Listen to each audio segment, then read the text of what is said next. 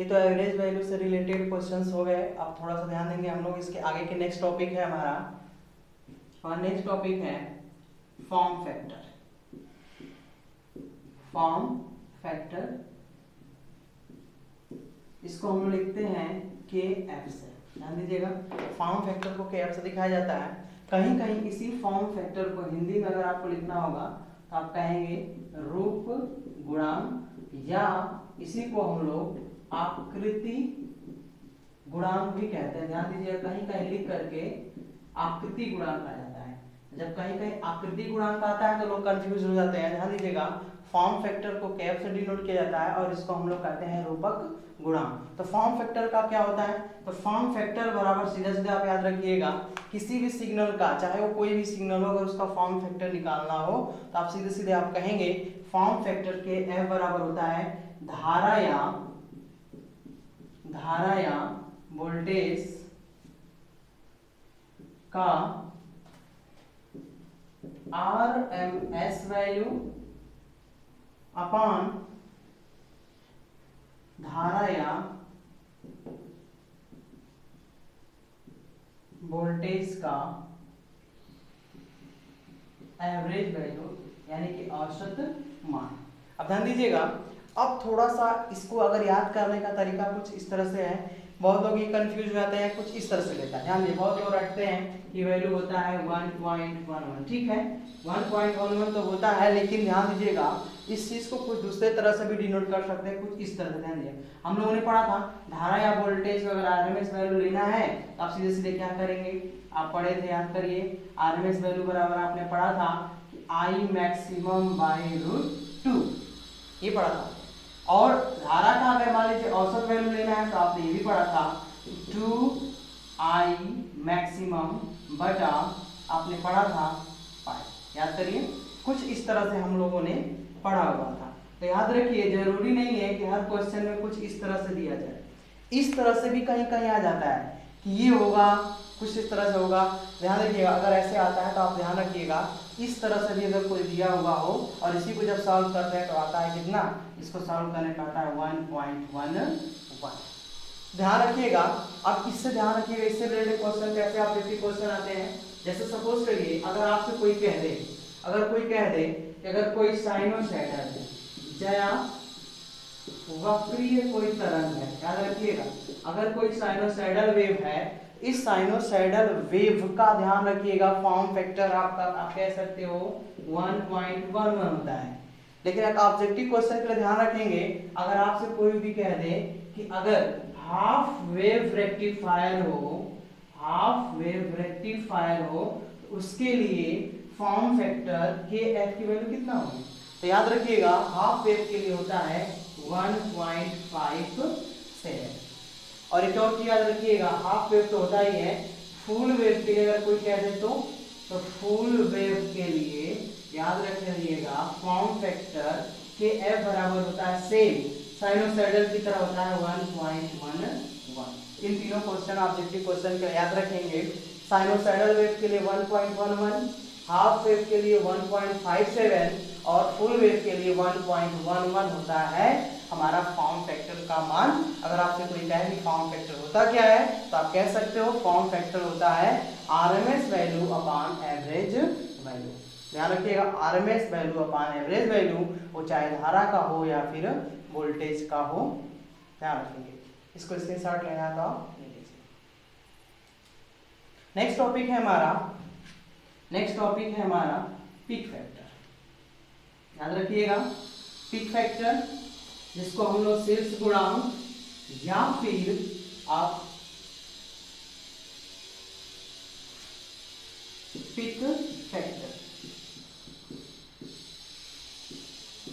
इसको हम लोग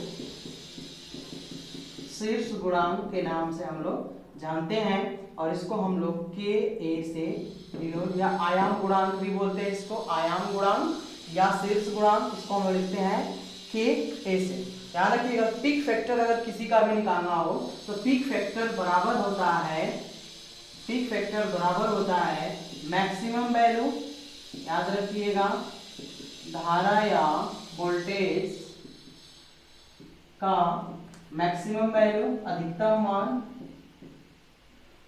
अपान धारा या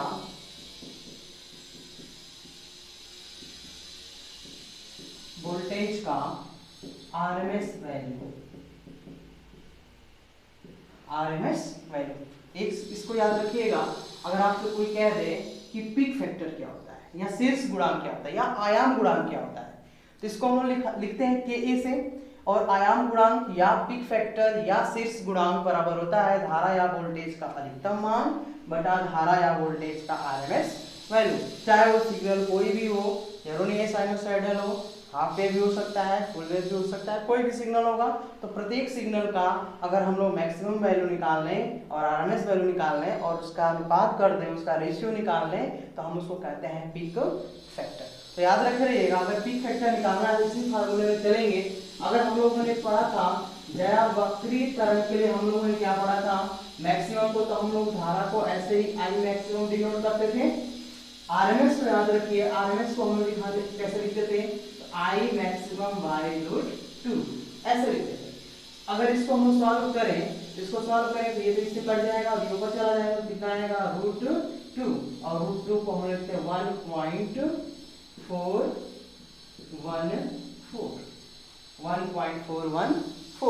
अब ध्यान दीजिएगा, अब कहीं कहीं क्या होता है कि साइनोसाइडल वेव का ऐसे क्वेश्चन पूछ देता है कि साइनोसाइडल वेव का आप पीक फैक्टर बताइए, और आपका क्वेश्चन ऑप्शन कुछ इस तरह से रहता है 1.11, दूसरा ऑप्शन आपका रहता है √2, तीसरा ऑप्शन रहेगा √4, चौथा ऑप्शन आपका रहता है ऐसे ही रहेगा, ऐसे रहेगा, मान लीजिए कुछ भी पूछ देगा, मान लीजिए 3 ऐसे पूछ देगा। तो याद रख रहिएगा, ऐसे क्वेश्चंस आते हैं और आप पीक फैक्टर के लिए आप खोजते हो 1.414, आंसर इसमें कहीं नहीं लिखता है। लेकिन ध्यान रखिएगा √2 दिया हुआ है, तो √2 भी याद रखिए और इसको भी याद रखिए, दोनों सही है, इसको और इसको दोनों याद रखिए। √2 का ही मान ये होता है 1.414। तो इसमें बहुत लोग गलतियां करके चले आते हैं, दिमाग में आता है तो इसको सही कर देते हैं, लेकिन ध्यान रखेंगे √2 ही होता है 1.414, तो आप पीक फैक्टर निकाल सकते हो। तो इससे रिलेटेड कुछ क्वेश्चंस याद रखिए, जैसे सपोज करिए ये तो हमारा साइनोसाइडल वेव के लिए है। अगर आपसे कोई कह दे कि ये बताओ पीक फैक्टर ही बताओ अगर वह हाफ वेव रेक्टिफायर है, तो ध्यान रखिएगा, अगर हाफ वेव रेक्टिफायर है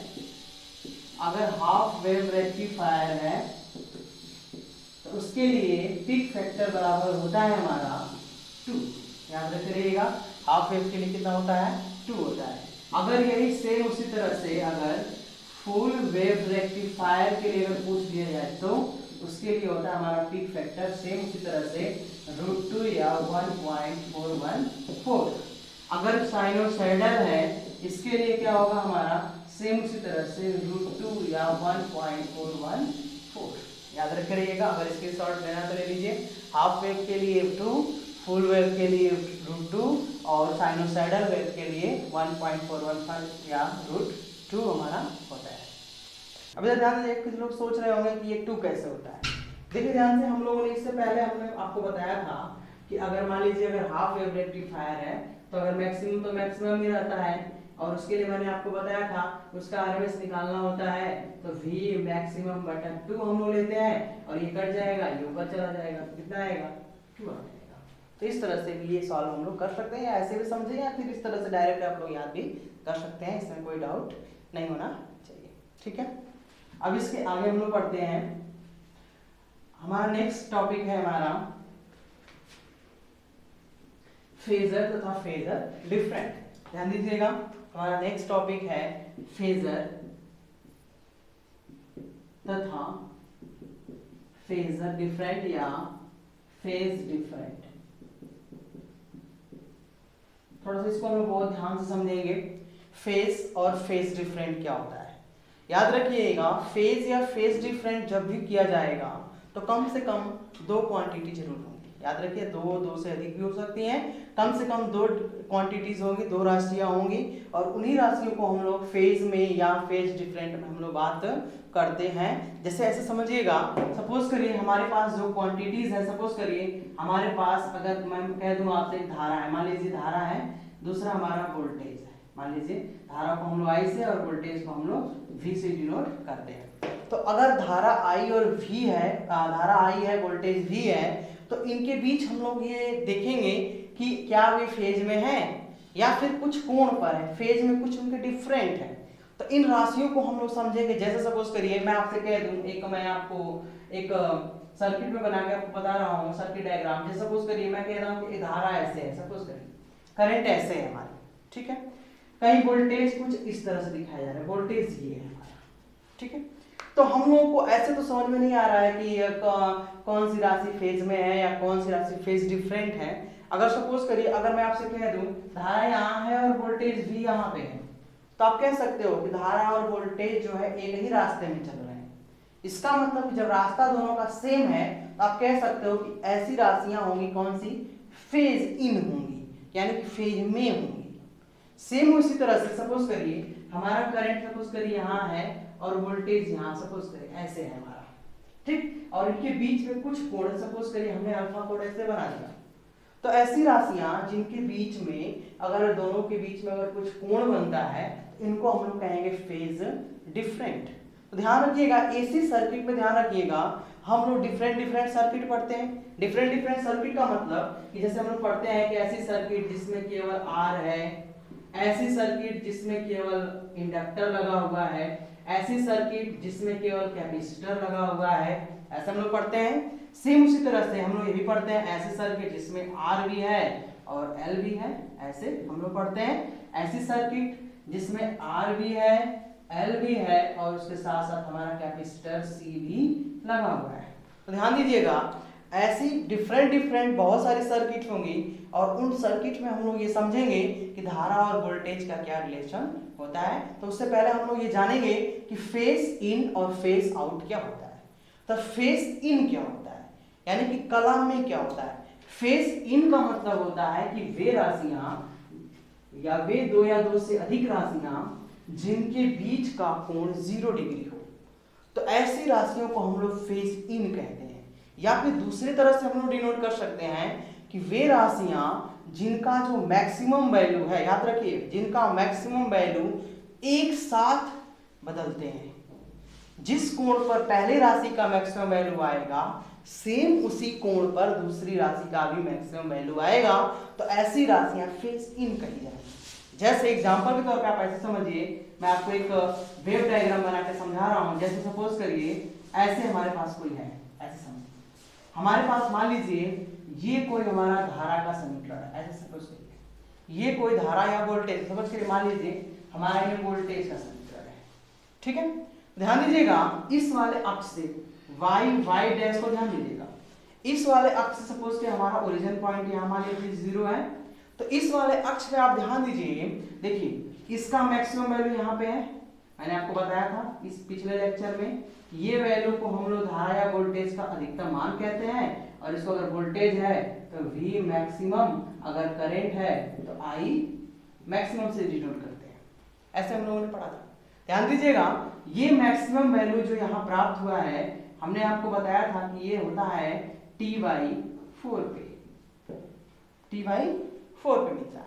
वह समय कितना है T/4। ध्यान दीजिएगा अगर वो राशि फेज इन होगी, ध्यान रखिएगा अगर दूसरी राशि सपोज करिए वोल्टेज है और दूसरी करंट है, कुछ भी हो सकता है, V1 V2 हो सकता है, I1 I2 हो सकता है, अलग अलग धारा है, अलग अलग वोल्टेज भी हो सकता है, जरूरी नहीं है कि वोल्टेज और करंट ही लें हम लोग, ठीक है। तो मान लीजिए वोल्टेज यहाँ पे है, अगर फेज इन की बात होगी तो धारा जो यहाँ से निकल के या धारा का जो ग्राफ आप बनाओगे जिस कोण पर वोल्टेज मैक्सिमम हुआ है उसी कोण पे हमारा धारा भी मैक्सिमम होगा।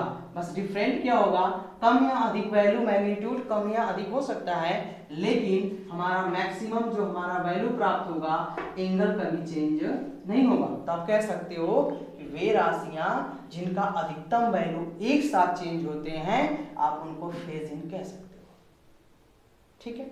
और फेज डिफरेंट क्या होता है, फेज डिफरेंट का मतलब होता है कि वे राशियां जिनका अधिकतम मान एक साथ कभी बदलता नहीं, अलग अलग दो राशियां, तीन राशियां, कोई भी राशि हो। मान लीजिए सपोज एग्जांपल तरफ समझिए, मान लीजिए मैंने इसको एक ग्राफ हमने आपको ऐसे बनाकर दिखा दिया, ऐसे देखिए ध्यान से, ये वाला ग्राफ ध्यान से समझिए, ऐसे हमने आपको बनाकर दिखा दिया इस तरह से, ठीक है। ध्यान दीजिएगा, इसका मैक्सिमम वैल्यू तो यहाँ मिल रहा है आपको t/4 पे, इसके लिए इस बिंदु से अगर हम लोग चले तो अगर राशि अगर फेज डिफरेंट में होगी तो हो सकता है, अगर सपोज करिए अगर यह वोल्टेज V है तो जो हमारा करंट I मिलेगा, सपोज करिए हो सकता है इसका मैक्सिमम वैल्यू यहाँ से कुछ ऐसे जाए, कुछ इस तरह से जाए, हो सकता है इस तरह से जाए, और जो इसका अधिकतम वैल्यू है उसके बाद कहीं यहाँ मिल रहा है, यहाँ मिल रहा है, और इसके भी ध्यान दीजिए, देखिए ये कुछ कोण का हमें डिफरेंट मिल रहा है। सेम वैसे ही जरूरी नहीं यहाँ पे आगे से खींचे, हो सकता है कि हम लोग इसी ग्राफ कुछ इस तरह से आपको मिल जाए, जैसे ऐसे समझिए, इस तरह से भी ग्राफ मिल सकता है। मैं आपको बताऊंगा कि कौन सा ग्राफ कब कैसे मिलता है, इसमें कोई घबराने की बात नहीं होगी, सबके बारे में हम लोग पढ़ेंगे कि कौन सा कैसे खींचा जाता है ग्राफ। यहाँ पे भी है, सपोज करिए करंट का हमारा ग्राफ कुछ ऐसे मिल जाए, सपोज करिए कुछ ऐसे मिल जाए, इस तरह से मिल जाए, इस तरह से, ठीक है। तो ऐसे मिल गया, देखिए इसकी वैल्यू मैक्सिमम वैल्यू तो यहाँ मिल रहा है, क्योंकि आपको पता है 90 डिग्री पे मिलता है, यहाँ मिल रहा है, और इस वाले ग्राफ का मैक्सिमम वैल्यू यहाँ मिला। ध्यान दीजिए दोनों में डिफरेंट है, ठीक।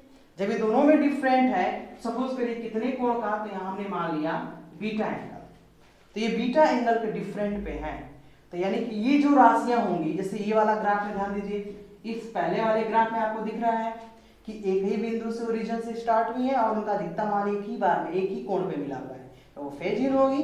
अगर डिफरेंट एंगल पे मिला है, बीटा पे यहाँ भी अल्फा पे मिल रहा है, ये फेजर डिफरेंट होगी। तो सीधा सीधा अर्थ है कि मैक्सिमम वैल्यू अगर एक ही साथ परिवर्तित हो तो फेज इन, और मैक्सिमम वैल्यू अगर डिफरेंट डिफरेंट कोण पे चेंजेस हो तो फेजर डिफरेंट क्वांटिटीज या राशियां कही जाती हैं। आप फिगर अगर आप स्क्रीनशॉट लेना हो तो आप ले सकते हैं, ठीक है।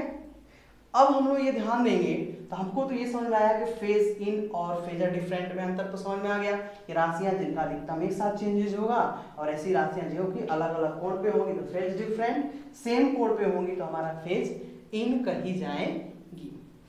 अब एक चीज इसमें हम लोग ध्यान रखेंगे, अब बेसिक टर्म में हमारा बेसिक टर्म है, थोड़ा सा कुछ आपको समझना है।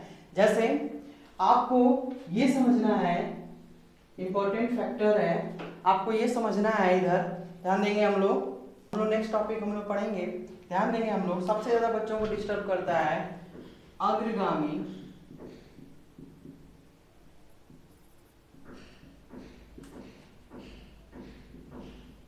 लीडिंग तथा पश्चिमगामी लैगिंग। अब ध्यान दीजिएगा, पश्चिमगामी और अग्रगामी, इसमें कोई आपको थोड़ा भी इसमें डाउट नहीं होगा। देखिए कैसे आपको समझना है, अग्रगामी और पश्चिमगामी एंगल कैसे हम लोग बनाते हैं, ध्यान दीजिएगा। देखिए अगर हम लोग जब भी अग्रगामी की बात करेंगे, ध्यान दीजिएगा एक बार फिर से, अगर हम लोग लीडिंग की बात करेंगे, चाहे वो धारा हो चाहे वोल्टेज हो, अगर लीडिंग की जब भी बात किया जाता है तो ध्यान दीजिएगा, लीडिंग की जब भी हम लोग बात करेंगे तो याद रखिएगा उसकी मैक्सिमम वैल्यू हमेशा अगले वाले से पहले आता है। ध्यान दीजिएगा, जैसे एग्जाम्पल तौर पे आप समझिएगा, जैसे मान लीजिए हमारे पास एक कोई इस तरह से समीकरण है, ऐसे मान लीजिए है हमारे पास, ऐसे हमारे पास एक कोई वेव डायग्राम है। पहले मैं आपको वेव में बता रहा हूँ, फिर समीकरण बताऊंगा आपको। जैसे मान लीजिए हमारे पास एक वेव डायग्राम ऐसे कुछ है, मान लीजिए हमारा वोल्टेज है, ठीक है। तो ध्यान दीजिएगा इस वोल्टेज का अधिकतम वैल्यू तो यहाँ मिला हुआ है, ध्यान दीजिएगा अधिकतम वैल्यू यहाँ मिला हुआ है, और सपोज करिए हमारे पास एक करंट है, मैं पहले अलग अलग बना रहा हूँ फिर आपको समझा रहा हूँ। जैसे मान लीजिए हमारे पास करंट है, करंट का आपको कुछ ऐसे आपको बनाना है, सीधा हमने ऐसे बना दिया, समझिएगा इसको। मान लीजिए करंट है, ठीक है, ये धारा है, धारा का है इस तरह से ग्राफ, और ये हमारा वोल्टेज का है। अब ध्यान दीजिए मैंने आपको अलग अलग बनाया हुआ है, लेकिन ध्यान दीजिएगा इसका अगर मैं वोल्टेज का मैक्सिमम वैल्यू कहूं तो आप कहेंगे कि ये V वोल्टेज का मैक्सिमम वैल्यू है, और ध्यान दीजिएगा अगर मैं करंट की बात करूं तो करंट का मैक्सिमम वैल्यू कुछ यहाँ पे मिला हुआ है, ध्यान दीजिएगा यहाँ पे ये हमारा आप कह सकते हो धारा का यह मैक्सिमम वैल्यू है, अलग अलग बनाए तो। क्योंकि आप लोग याद करिए, हम लोगों ने पढ़ा था कि यहाँ से यहाँ तक हमारा पाई होता है, और यहाँ से ये पूरा 180 डिग्री होता है, और जहाँ मैक्सिमम मिलता है वहाँ 90 डिग्री होता है, यहाँ हम इसको कहते हैं π/2 होता है। ध्यान दीजिएगा, सेम वही है, यहाँ पे भी कितने अधिकतम मिला है π/2।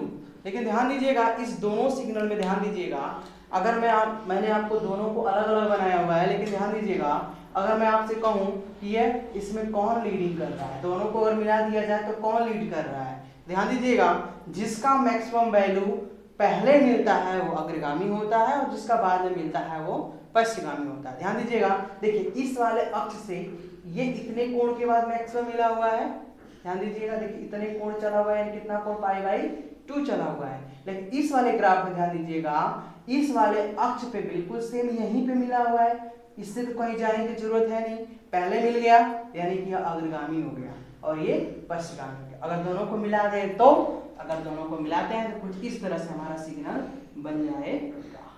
ये वोल्टेज और हमारा करंट है, ध्यान दीजिए करंट कुछ ऐसे हमारा बना हुआ है, यानी हमारा धारा है, ये हमारा वोल्टेज है, यहाँ पे दोनों का में इसका ये मैक्सिमम, इसका ये मैक्सिमम, तो यहाँ पे आप कह सकते हो ये करंट है, ये वोल्टेज है, तो आप कह सकते हो कि धारा वोल्टेज से, अगर इस कोण के हिसाब से देखा जाए, अगर यह कोण अगर हम लोग 90 डिग्री मानते हैं तो आप कह सकते हो 90 डिग्री क्या होगा, अग्रगामी होगा, लीडिंग होगा। ठीक है, सेम उसी तरह से अब इसका उल्टा भी आप कह सकते हो। उल्टा क्या कह सकते हो आप, अगर वोल्टेज, अगर धारा वोल्टेज से आगे है 90 डिग्री, तो आप उल्टा कह सकते हो वोल्टेज धारा से 90 डिग्री पश्चिमगामी है। ठीक है, दोनों सही है। सेम उसी तरह से पश्चिमगामी के लिए कैसे बनाया जाता है, ध्यान दीजिएगा, तो पश्चिमगामी क्या होगा, ध्यान दीजिएगा सेम उसी तरह से है कि ऐसा सिग्नल अगर कंपैरिजन किया जाए दोनों वोल्टेज या करंट में, या अलग अलग धारा अगर है, अगर जिसकी मैक्सिमम वैल्यू बाद में मिलती है वह पश्चिमगामी, तो हो जाएगा क्या हमारा, अगर जो पहले वाला है वो अग्रगामी और बाद वाला पश्चिमगामी। जैसे इस ग्राफ से समझिए, सपोज करिए हम लोग एक ग्राफ बनाते हैं कुछ इस तरह से,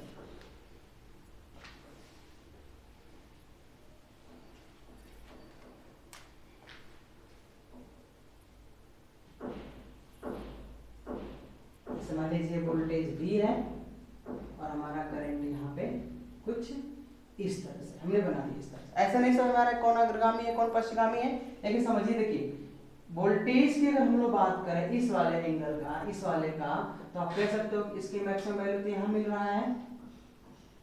धारा की अगर हम लोग बात करें, करंट की बात करें, देखिए ध्यान से, इसका मैक्सिमम वैल्यू तो यहाँ मिल रहा है। देखिए इस वाले अक्ष से कौन बाद में मिल रहा है, धारा यहाँ पे मिल रहा है और वोल्टेज यहाँ मिल जा रहा है, तो वोल्टेज आगे मिल रहा है, धारा बाद में मिल रही है। तो आप कह सकते हो इस वाले ग्राफ में धारा वोल्टेज से क्या है, पश्चिमगामी है। कितना डिग्री है ये बाद में डिसाइड होगा, पहले आपको ये समझना है अग्रगामी और पश्चिमगामी। इसका मतलब ये हुआ कि ऐसे अगर हम लोग कोई भी ग्राफ बनाए इस तरह से, ध्यान दीजिएगा, अगर इस वाले पॉइंट से अगर आगे जाते हैं तो जो वाला ग्राफ बनता है वो पश्चिमगामी होता है।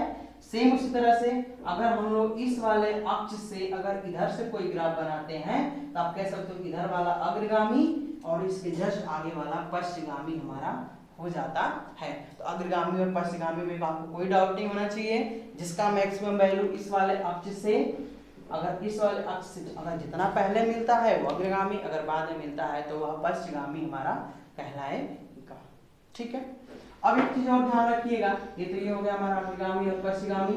अब थोड़ा सा एक और कंफ्यूजन होता है कि ये तो हमारा वेव डायग्राम के थोड़ा हमने समझाया आपको।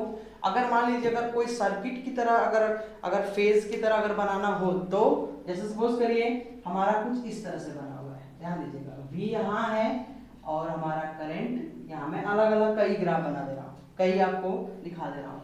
यहाँ पे V है और यहाँ पे यहाँ पे I है, यहाँ पे V है, ऐसे हमारा बना हुआ है। ध्यान दीजिएगा, यह कोण हमारा बीटा है, यह कोण हमारा अल्फा है। अब ध्यान दीजिएगा, इस सर्किट डायग्राम को आपको देख करके बताना है कि कौन अग्रगामी है कौन पश्चिमगामी है। ध्यान दीजिएगा, अगर कोई भी सर्किट आपको कहीं भी मिल जाए तो अग्रगामी और पश्चिमगामी के लिए ध्यान दीजिएगा आपको करना कुछ नहीं है, करना ये है कि आपको सबसे पहले जो दो क्वांटिटीज दी गई हैं इन दोनों के बीच में आप एंटी क्लॉकवाइज डायरेक्शन में आप ऐसा तीर लगा लीजिए, ठीक है, चाहे कोई भी हो, जैसे इनके बीच में है आप ऐसे लगा लीजिए। अब ये तो एक ही फेज में है, इसमें तो कोई बताने की जरूरत नहीं है क्योंकि ये तो एक ही रास्ते में है, दोनों का एक ही रास्ते में, इनके बीच का तो कोण 0 है, तो इसमें अग्रगामी पश्चगामी बताने की जरूरत नहीं है। लेकिन यहाँ पे आप बता सकते हैं, ध्यान दीजिएगा, अग्रगामी या पश्चगामी अगर कोई भी सर्किट अगर फेज को देख के बताना हो तो सबसे पहला काम ये करना है आपको कि पहले घड़ी के विपरीत चलना है। अगर घड़ी के विपरीत चलते समय ध्यान दीजिएगा, तीर का निशान जिसके सामने पड़ता है वह अग्रगामी होता है और दूसरा वाला अपने आप पश्चगामी हो जाएगा। सेम वैसे ही इस वाले भी सर्किट में उसी तरह से होगा। देखिए ध्यान से, तीर घड़ी के विपरीत चले, देखिए घड़ी के विपरीत ऐसे हम लोग चलते हैं, एंटी क्लॉकवाइज चला हमने, और देखिए घड़ी के विपरीत चलते समय हमारा तीर के सामने कौन पड़ा, वोल्टेज, तो ये जिसके सामने तीर का निशान जिसके सामने पड़ता है वह आगे और दूसरा वाला अपने आप क्या हो जाता है, पीछे हो जाते हैं। ध्यान दीजिए, इसमें अगर आपको देख के बताना हो तो आप सीधा सीधा आप कह सकते हो यहाँ धारा क्या है, आप कहोगे धारा लीड कर रही है, और कितना कोण लीड कर रही है तो आप क्या कहेंगे, बीटा कोण लीड कर रही है, अग्रगामी है हमारी धारा, या इसके उल्टा आप कह सकते हो वोल्टेज बीटा डिग्री क्या है, पश्चगामी। सेम उसी तरह से यहाँ पे भी देखिए अल्फा कोण है, देखिए तीर का निशान किसके सामने, वोल्टेज के सामने, तो आप कह सकते हो इस वाले सर्किट में जो हमारा वोल्टेज वो क्या कर रहा है, अग्रगामी है, या आप कह सकते हो लीड कर रहा है, और हमारी धारा क्या कर रही है, लैग कर रही है। अब ध्यान दीजिएगा, धारा क्या कर रही है, लैग कर रही है, और कितना कोण कह दिया जाए तो आप सीधे सीधे इसके बीच का कोण कितना है, तो अल्फा डिग्री लैग कर रही है। एक और चीज हम लोग ध्यान रखेंगे, अब इसी के आधार पर हम लोग थोड़ा पावर फैक्टर की बात कर लेते हैं कि अगर ऐसे सर्किट अगर आपको दे दिया जाए, आपसे पूछ दिया जाए कि पावर फैक्टर कैसा होगा, अग्रगामी होगा, पश्चगामी होगा, कैसा पावर फैक्टर होगा, ध्यान दीजिएगा, पावर फैक्टर भी बिल्कुल सेम इसी तरह से हम लोग डिसाइड करते हैं, और वो मेनली डिपेंड करता है धारा के ऊपर। अगर धारा आगे है तो पावर फैक्टर कैसा रहेगा, हमारा लीडिंग होगा, अगर धारा पीछे है तो सीधे सीधे आप कह सकते हो कि पावर फैक्टर हमारा लैगिंग होगा। ध्यान रखिएगा, पावर फैक्टर डिसाइड करने का तरीका हमारा होता है, ध्यान रखिएगा, पावर फैक्टर यानी कि इसको हिंदी में हम लोग कहते हैं शक्ति गुणांक। तो शक्ति गुणांक आप वोल्टेज से मत डिसाइड कीजिए, ठीक है, अगर आप वोल्टेज से डिसाइड करेंगे थोड़ा सा कंफ्यूज जाएंगे, लेकिन धारा से डिसाइड कीजिएगा। अगर धारा से अगर हम लोग दिखाएं, अगर धारा वोल्टेज से आगे बढ़ता होगा या आगे होगा किसी भी कोण पर तो आप कहेंगे अग्रगामी, अगर वह धारा वोल्टेज से पीछे होगी तो आप कहोगे पश्चगामी। जैसे आप ऐसे समझिए, जैसे मान लीजिए हमने कुछ ऐसे ग्राफ हमने बना लिया, कुछ इस तरह से हमने बना लिया, कुछ ऐसे ऐसा हमने बना लिया, देखिए इसके बीच का हमने कोण मान लीजिए थीटा हमने मान लिया। फिर वही मैंने आपको तरीका बताया था कि घड़ी के विपरीत चलिए, हमने विपरीत चला, तीर का निशान किसके सामने, धारा के सामने, धारा क्या है यहाँ पे हो गई, धारा हमारी क्या कर रही है, आप कह सकते हो धारा हमारी लीड कर रही है या लीडिंग है हमारा, और ध्यान रखिए वोल्टेज लैग कर रहा है। अगर धारा लीड कर रही है, अग्रगामी हो रही है, याद रखिएगा जिस सर्किट में धारा वोल्टेज से आगे जाती है उसका पावर फैक्टर भी हमेशा हम लोग लीडिंग कहते हैं। याद रखिएगा, फिर से एक बार मैं रिपीट कर दे रहा हूं, जिस सर्किट में धारा वोल्टेज से आगे होती है हम लोग कहते हैं ऐसे सर्किट का शक्ति गुणांक अग्रगामी हमारा होता है, ठीक है। सेम इसी तरह से अगर मान लीजिए कोई सर्किट कुछ इस तरह से है, मान लीजिए धारा यहाँ है, वोल्टेज हमारा यहाँ है, और मान लीजिए यहाँ पर हमारा कुछ भी मान लीजिए थीटा हुआ है, ठीक, इस तरह से। अगर मैं आपसे कहूं कि इस सर्किट में सिर्फ इसको देख के बता दो आप कि इसका पावर फैक्टर कैसा होगा, तो इसका पावर फैक्टर तरीका वही सेम है। देखिए इस वाले सर्किट में ध्यान दीजिए, इन दोनों के बीच में पहले तो घड़ी के विपरीत चलना है, हमने घड़ी के विपरीत चला, घड़ी के विपरीत चले, कौन आगे आया, वोल्टेज, कौन पीछे आया, करंट। तो मैंने आपको बताया कि पावर फैक्टर डिसाइड करने के लिए करंट को इंपॉर्टेंस देंगे, तो करंट यहाँ क्या हो रही है, वोल्टेज से पीछे हो रही है।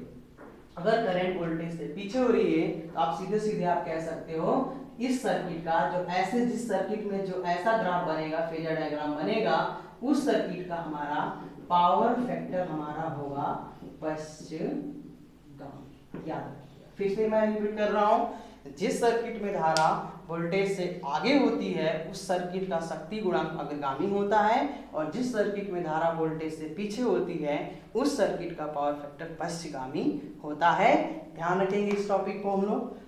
इसके जस्ट बाद हम लोग नेक्स्ट लेक्चर में हम लोग पढ़ेंगे कि अगर हमारे पास जो एसी के जो सर्किट हैं, अलग अलग डिफरेंट सर्किट हैं, pure resistor, pure inductor, pure capacitor, RLC, कोई भी अगर सर्किट है तो उस सर्किट में धारा और वोल्टेज का क्या रिलेशन होता है, उनका वेव डायग्राम कैसे बनता है और उनका सर्किट डायग्राम कैसे बनता है। Okay, thank you. अब ध्यान रखेंगे हम लोग। देखिए ध्यान, बहुत लोग ये क्वेश्चन कर रहे हैं सर ये किसके लिए हमारा ये जो पढ़ा रहे हैं वो कौन कौन पढ़ सकता है। ध्यान दीजिएगा, जो हम लोग ये पढ़ा रहे हैं ये हम लोग मेनली हम लोग जो पढ़ा रहे हैं TG2 और UPR फाइनल के जितने भी स्टूडेंट हैं जो अप्लाई किए हुए हैं UPR फाइनल में, और जो UPPCL के लिए जो अप्लाई कर रहे हैं उन सबके लिए ये पूरा हम लोग पढ़ा रहे हैं। उसके साथ साथ जो ITI के प्रत्येक सेमेस्टर के स्टूडेंट्स हैं उनके लिए भी इम्पोर्टेंट है, और जब डिप्लोमा वाले जितने भी इलेक्ट्रिकल के स्टूडेंट हैं फर्स्ट ईयर से लेकर थर्ड ईयर तक उन सब के लिए भी काफ़ी इम्पोर्टेंट है। हम लोग क्योंकि डिप्लोमा के प्रत्येक चैप्टर को हम लोग यहाँ स्टडी करते हैं, और ITI वालों के लिए भी बेनिफिट है कि वो बिल्कुल एकदम बेसिक से ये पूरे आपको उनको दिया जाता है, पूरा बेसिक से हम लोग पढ़ा रहे हैं, तो इसलिए उन सबके लिए इम्पोर्टेंट है। Okay, thank you. मोस्ट अधिक से अधिक आप लोग इसको सब्सक्राइब कीजिए और लाइक कीजिए। Okay, thank you.